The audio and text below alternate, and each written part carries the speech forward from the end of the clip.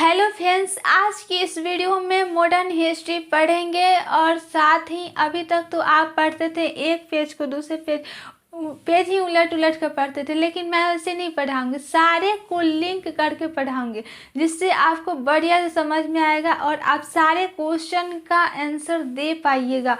और अभी आपको समझ में नहीं आएगा, आप 2-4 क्लास हो जाने दीजिए, उसके बाद आपको बढ़िया से समझ में आएगा। इन्फॉर्मेशन अभी तक आप पढ़ते थे, लेकिन मैं इन्फॉर्मेशन से अंडरस्टैंडिंग की तरफ ले चलूँगी। आप पढ़िए, आपको क्लैरिटी आ जाएगी और बढ़िया समझ में आएगी। तो चलिए स्टार्ट करते हैं। मैंने मॉडर्न हिस्ट्री को आपके सुविधा के अनुसार 4 पार्टों में डिवाइड कर दिया है। पहला है 18वीं सदी का इतिहास, ठीक है, 18वीं सदी का इतिहास। दूसरा है उपनिवेशवाद, तीसरा राष्ट्रवाद, चौथा स्वतंत्रता के उपरांत भारत। तो 18वीं हिस्ट्री ऑफ 18th सेंचुरी को मैंने 2 पार्टों में डिवाइड करके पढ़ाऊंगी। तो पहला है 18वीं सदी का पूर्वार्ध, history first half of 18th century and second half of 18th century, 18वीं सदी का उत्तरार्ध। अब आपके मन में आ रहा है क्वेश्चन कि पूर्वार्ध किसे कहते हैं?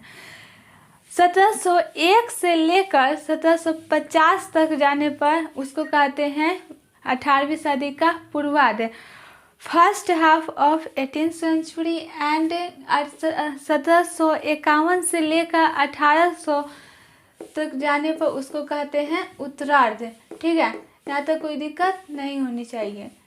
समझ में आया? Second half of 18th century. तो हमारा बल जो हम यही पढ़ेंगे, पूर्वार्ध पढ़ेंगे। आज की इस वीडियो में 18वीं सदी का पूर्वार्ध पढ़ेंगे। पूर्वार्ध मेरा जो मुख्य बल रहेगा, मैं इसी तीनों के बारे में जानेंगे। 18वीं सदी के पूर्वार्ध में मुगल साम्राज्य का पतन और क्षेत्रीय राज्य की स्थापना, decline of Mughal empire and establishment of regular state. दूसरा है मराठे मुगल साम्राज्य को विस्थापित करने में क्यों विफल रहे। तीसरा बल रहेगा मेरा 18वीं सदी के पूर्वार्ध के काल को पतन का काल अथवा अवनति का काल माना जाए अथवा प्रगति या नए संभावनाओं का काल माना जाए। ठीक है, तो ये तीनों पर मेरा मुख्य बल रहेगा, इसी तीनों के बारे में पढ़ेंगे। मॉडर्न हिस्ट्री हालांकि मुझे पलासी के युद्ध से स्टार्ट करना चाहिए था, लेकिन मैं थोड़ा मेडिवल हिस्ट्री में भी जाऊंगी, क्योंकि मैं जब कहूँगी कि ये मराठे हैं, ये बंगाल है, ये त्रावणकोर है, ये कालीकट, तो आपको कुछ समझ ही नहीं आएगा। आपके माइंड में क्वेश्चन आएगा कि आखिर ये सब कहाँ से आए, कहाँ से टपके ये सब। तो इसलिए मैं थोड़ा मेडिवल हिस्ट्री में भी जाऊंगी और थोड़ा परिचय करवा देती हूँ, क्योंकि आपको समझ में आए। ज़्यादा मैं अंदर नहीं जाऊंगी, क्योंकि मुझे मॉडर्न हिस्ट्री भी पढ़ाना है, तो थोड़ा परिचय करवाऊंगी। जब मेडिवल हिस्ट्री पढ़ाएंगे तब डिटेल्स में चर्चा करेंगे। तो अभी फ़िलहाल मुगल साम्राज्य का पतन हो रहा था, विघटन हो रहा था, तो क्या क्या हुआ उसके बारे में जानते हैं। तो डायग्राम बना देते हैं। देखिए मैप, ये है बंगाल। मुगल साम्राज्य का जब विघटन हुआ, पतन हुआ, तो पहले आता है मुगल साम्राज्य का विघटन हुआ तो 3 तरह के राज्य बनते हैं। पहला आता है उत्तराधिकारी राज्य,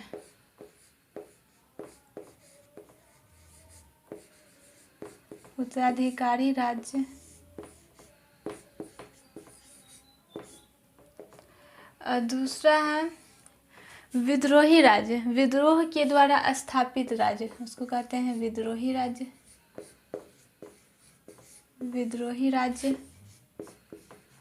और तीसरा है मुगल साम्राज्य के परिधि के बाहर के राज्य, मुगल साम्राज्य के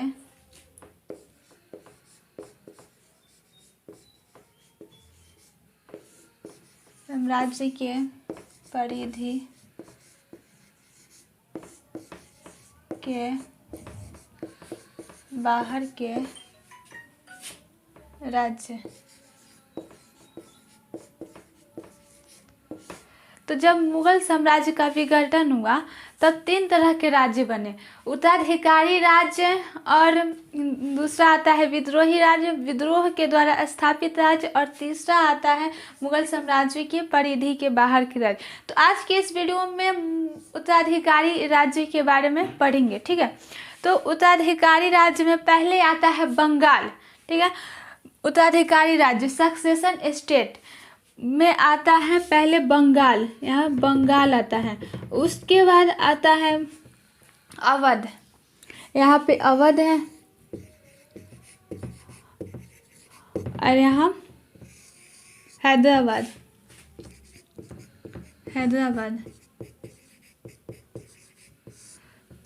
तो बंगाल भारत का, हिंदुस्तान का सबसे समृद्ध क्षेत्र था, प्रांत था, ठीक है। तो यहाँ से चूँकि 70वीं सेंचुरी में व्यापारिक क्रांति हो चुकी थी, तो यहाँ से मुगलों को इतना सारा संसाधन प्राप्त होता था। चूँकि मैं थोड़ा किंग से भी आपको परिचय करवाऊंगी ताकि आपको अच्छा समझ में आएगा। तो पहला किंग था बाबर, पहला राजा था बाबर। बाबर ने मुगल साम्राज्य की नींव रखी थी। उसने पानीपत के फर्स्ट बैटल के बाद, इब्राहिम लोदी से पानीपत के पहला युद्ध के बाद उसने दिल्ली और आगरा पर कब्जा कर लिया था। उसके बाद आता है हुमायूं बहुत जद्दोजहद के बाद और शेरशाह से अपनी साम्राज्य पाया। उसके बाद वो उसका डेथ हो गया, तो फिर आया अकबर के समय में साम्राज्य विस्तारित हुआ। और उसके बाद आता है जहांगीर और शाहजहां। तो जहांगीर और शाहजहां ने मिलकर कुल मिलाकर साम्राज्य का विस्तारित किया। और फिर आता है औरंगजेब। तो औरंगजेब ने कुछ ज़्यादा ही साम्राज्य विस्तारित कर लिया। तो औरंगजेब अपने पुत्र अकबर का पीछा करते हुए दक्कन चला गया और वहीं पे वो फंसा रह गया, वो फिर वापस नहीं आया। तो दक्कन चला गया, तो जब औरंगजेब दक्कन गया तो इसी बीच कई सारे घटना हुए, कई कारण थे। पहला था शासक की अयोग्यता, शासक अच्छी नहीं थी। फिर था दूसरा जागीरदारी संकट, कृषि संकट, तो ये सब कारण थे। तो तीसरा है कि उस समय यूरोपीय व्यापार हो रहा था, नकदी फसलों की खेती हो रही थी, तो क्षेत्रीय स्तर पर समृद्धि आ रही थी, तो बहुत सारा संसाधन आते थे, ठीक है। तो उस समय कुछ ऐसे सूबेदार थे उसमें जो सोचते थे कि चलो मैं मुगल साम्राज्य से स्वतंत्र हो जाता हूँ ताकि ये पूरा का पूरा संसाधन मेरा होगा। तो इसी समय नादिर शाह का भी आक्रमण होगा। अहमद शाह अब्दाली अर्थात अफगानों का आक्रमण होगा। नादिर शाह का इन्वेजन एंड अफगान इन्वेजन होगा। तो यह सभी बताऊंगे। फिलहाल में मुगल साम्राज्य का पतन हो रहा था, विघटन हो रहा था, तो 3 तरह के राज्य बने। पहला राज्य बना उत्तराधिकारी राज्य, विद्रोह के द्वारा स्थापित राज्य यानी कि विद्रोही राज्य, और मुगल साम्राज्य के पतन परिधि के बाहर के राज्य। तो 3 तरह के राज्य बने। तो उत्तराधिकारी राज्य में बंगाल आता है। तो अब बंगाल के बारे में जानते हैं अच्छा से। तो बंगाल उस समय सबसे समृद्ध प्रांत था। तो औरंगजेब ने अपने पूरे जीवन काल में सन 1700 ईस्वी में बंगाल के प्रशासक मुर्शिद कुली खान को बनाया था। किसको बनाया था? मुर्शिद कुली खान को। तो मुर्शिद कुली खान को बनाया था बंगाल के प्रशासक। तो जब मुगलों के अच्छे दिन थे तो मुगलों के प्रांतीय प्रशासक को कहा जाता था सूबा प्रशासन, ठीक है। सूबा प्रशासन, सूबा मतलब होता है प्रांत, प्रोविंस, प्रांत। जैसे अकबर ने 12 सूबा बनाया था, 12 प्रांत बनाया था, तो उसको कहते हैं प्रोविंस, प्रांत, सूबा बोलते हैं, ठीक है। तो औरंगजेब ने 2 तरह के सूबा बनाया था। पहला था सूबादार, ठीक है। पहला क्या था? सूबादार, और दूसरा दीवान। तो मुर्शिद कुली खान जो था वो दीवान के पद पर नियुक्त था, ठीक है, दीवान के पद पर। ये क्यों 2 बनाया था? मुगलों ने ये 2 क्यों बनाया था? इसलिए 2 बनाया था कि ताकि कोई दोनों एक में से कोई भी पावरफुल ना हो और स्वतंत्र होने की बात न सोचे, हटने की बात न सोचे, टूटे नहीं, इसलिए 2 तरह के सूबा बनाया था। तो एक था सूबेदार और दूसरा दीवान। तो इसे क्या कहते हैं? चेक एंड बैलेंस की नीति, रोक और संतुलन की नीति। ये सूबेदार था, सूबेदार सामान्य प्रशासन से जुड़ा हुआ था, और दीवान था वो राजस्व प्रशासन से जुड़ा हुआ था। तो दोनों एक दूसरे से पावरफुल ना हो इसलिए बनाया गया था। और मुर्शिद कुली खान जो था वो दीवान के पद पर नियुक्त था। ठीक है, यहाँ तो कोई दिक्कत नहीं होनी चाहिए। चलिए, तो ये दोनों में सबसे ज़्यादा शक्ति किसके पास होगा? तो सबसे ज़्यादा शक्ति होगा सूबेदार के पास और कम शक्ति होगा दीवान के पास। ठीक है, तो ये क्या करता था? रेवेन्यू को कलेक्ट करता था, एकत्रित करता था। तो मुर्शिद कुली खान दीवान के पद पर नियुक्त था। वो औरंगजेब की मृत्यु सन 1707 ईस्वी में हो जाता है। तो जब औरंगजेब की मृत्यु होती है उसी समय से मुगल साम्राज्य का पतन स्टार्ट हो जाता है, मुगल साम्राज्य चरमराने लगा। तो औरंगजेब की मृत्यु हो गई तो क्या किया मुर्शिद कुली खान? मुर्शिद कुली खान तो दीवान के पद पर नियुक्त था। जब औरंगजेब की मृत्यु हो जाती है तो कोई तो बचा नहीं। तो क्या किया अब मुर्शिद कुली खान ने? मुर्शिद कुली खान सूबेदार का भी पद छीन लिया और सूबेदार और दीवान दोनों पद के मिलाकर बन गया बंगाल का नवाब। ठीक है, तो मुर्शिद कुली खान सन 1717 से लेकर 1727 ईस्वी तक शासन करता है। उसके बाद सन 1727 ईस्वी में मुर्शिद कुली खान की मृत्यु हो जाती है, तो मर जाता है। उसका कोई बेटा नहीं था, मुर्शिद कुली खान का कोई बेटा नहीं था, तो उसका दामाद था शुजाउद्दीन। तो शुजाउद्दीन सन 1727 से लेकर 1739 ईस्वी तक शासन करता है। तो वो बंगाल का नवाब बन जाता है शुजाउद्दीन। तो शुजाउद्दीन 1739 ईस्वी में उसकी मृत्यु हो जाती है, उसका भी डेथ हो जाता है।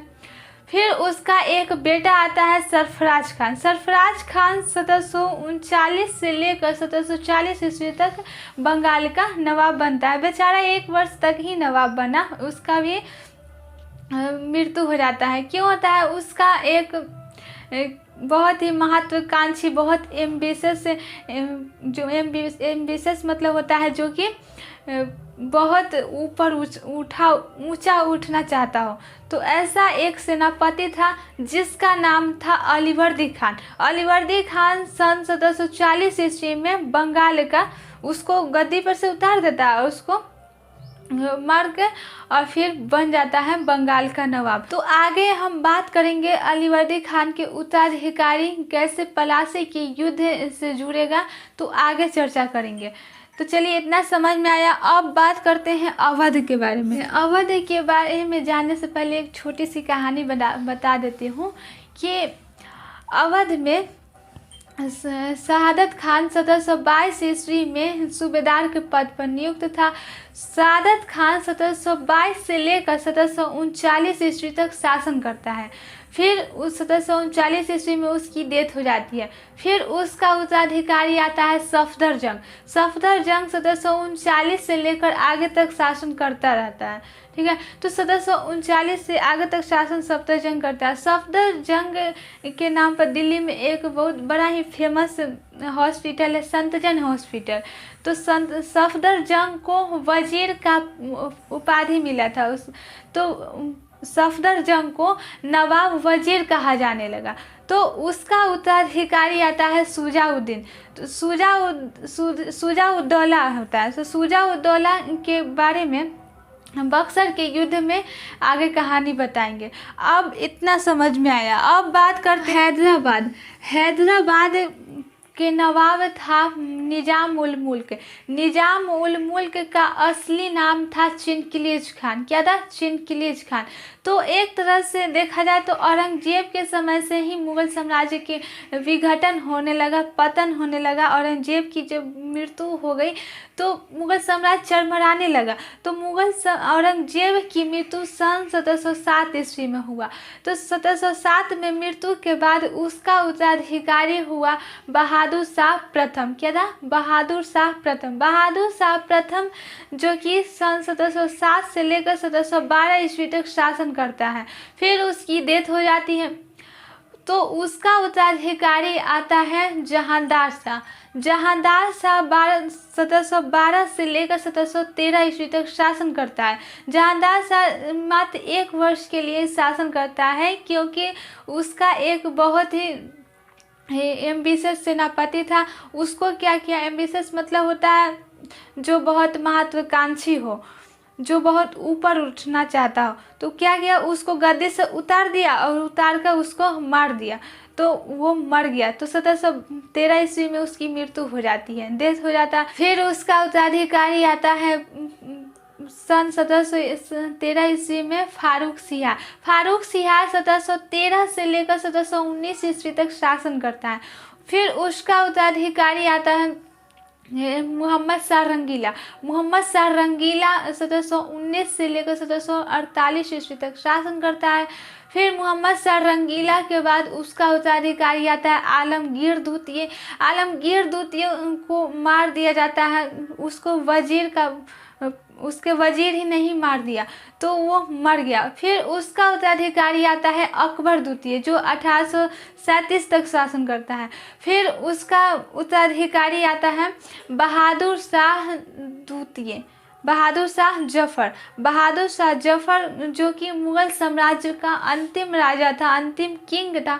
तो उस जो कि 1857 में विद्रोह होता है, 1858 में वो हट जाता है। तो इतना समझ में आया। चलिए आगे, जब मुगल साम्राज्य का जब विघटन होने लगा, मुगल साम्राज्य एक तरह से कमज़ोर पड़ गया, तो उसी के समय में उनके दरबार में 3 गुटबंदी होने लगी। तो पहला था मध्य एशिया से तुरानी पार्टी आए, तो तुरानी पार्टी मध्य एशिया से कुछ अमीर आए, तो वो तुरानी पार्टी बना। फिर दूसरा था पश्चिम एशिया से आए ईरानी, तो वो ईरानी पार्टी बनाए। तीसरा था हिंदुस्तानी पार्टी। हिंदुस्तानी पार्टी में वैसे मुस्लिम वर्ग जो हिंदू से मुस्लिम में कन्वर्ट हुए थे, तो वो हिंदुस्तानी पार्टी बना। तो इस तरह से 3 पार्टियां बनी। तो चिनकिलिज खान जो था वो उसको मोहम्मद शाह ने वजीर का पद पर नियुक्त किया था। तो चिनकिलिज खान उसी का नाम है निजाम उल मुल्क। तो आपने हैदराबाद का नाम सुना होगा। तो हैदराबाद में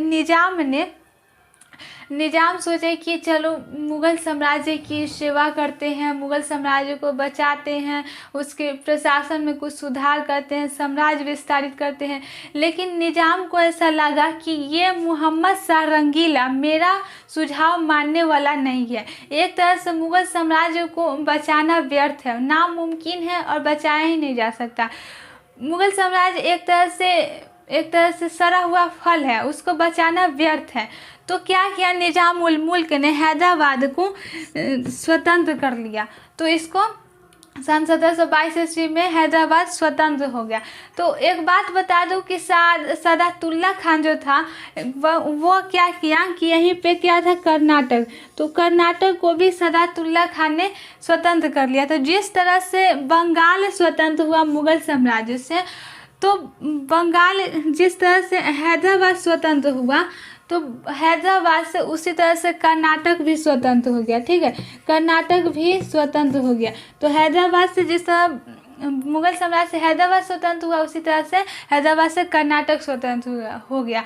तो उत्तराधिकारी राज्य में बंगाल, अवध, हैदराबाद और कर्नाटक राज्य आते हैं। ठीक है, अब इसके आज के लिए इतना ही। इसके अगले वीडियो में ये पढ़ेंगे, विद्रोही राज्य पढ़ेंगे, विद्रोह के द्वारा स्थापित राज्य और मुग़ल साम्राज्य के परिधि के बाहर के राज्य, और साथ में कुछ आंसर राइटिंग भी करेंगे। ठीक है, अगर आपको अच्छा से समझ में आ गया होगा तो वीडियो अच्छी लगी तो लाइक करें, कमेंट करें, चैनल को सब्सक्राइब करें, दोस्तों के पास शेयर करें। Thank you.